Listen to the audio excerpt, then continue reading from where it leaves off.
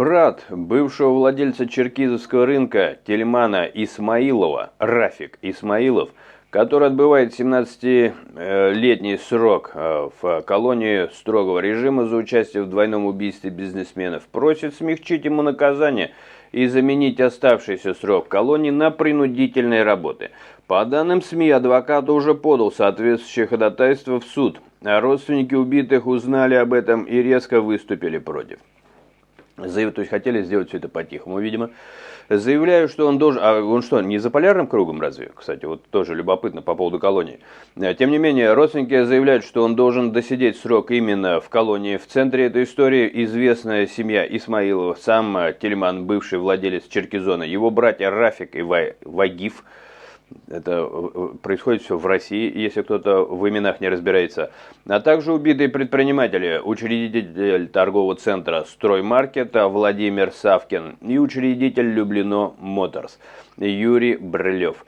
Следствие считает, что конфликт начался из-за крупного долга. В одной из версий Савкин и Исмаилов делили деньги от продажи совместного бизнеса. По другой речь шла о сумме порядка нескольких миллионов долларов, который никто не хотел возвращать. На этом фоне, по версии следствия, братья Исмаиловы разработали план расправы. Исполнителем стал киллер Мехман Керимов, знакомый с будущими жертвами, а Рафик обеспечивал ему логистику. Привез на встречу, забрал после убийства, помог скрыться и избавиться от оружия. В марте 2016 года в Подмосковье на Новорижском шоссе Керимов сел к Савкину и Брылеву в их Toyota Land Cruiser. Под предлогом разговора о долге и в салоне автомобиля расстрелял обоих, после чего машина с телами была обнаружена, врезавшаяся в отбойник. Суд признал Рафика Исмаилова виновным в убийстве двух лиц и незаконном обороте оружия и назначил ему 17 лет строгого режима.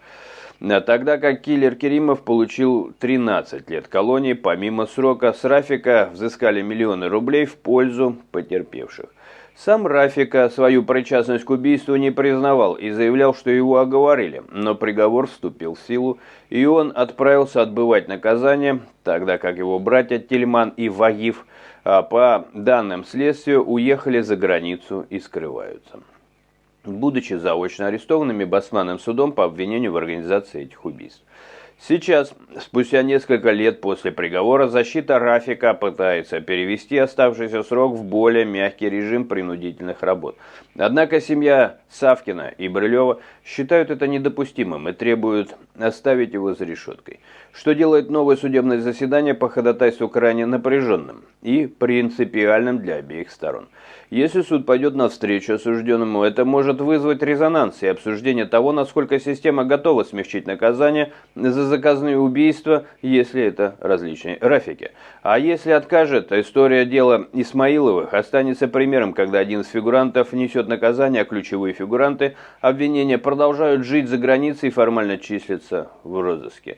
Такая история, друзья мои, пишите, а как вы считаете, нормально ли у него срок и нормально ли, например, было бы ему отправиться куда-нибудь за полярный круг, там же ведь вроде как есть свободные места. А срок, наверное, ну вот считаете большим или маленьким, и как относитесь к тому, чтобы он перешел на работы и таким образом смягчил себе форму отбытия наказания за погубленные жизни.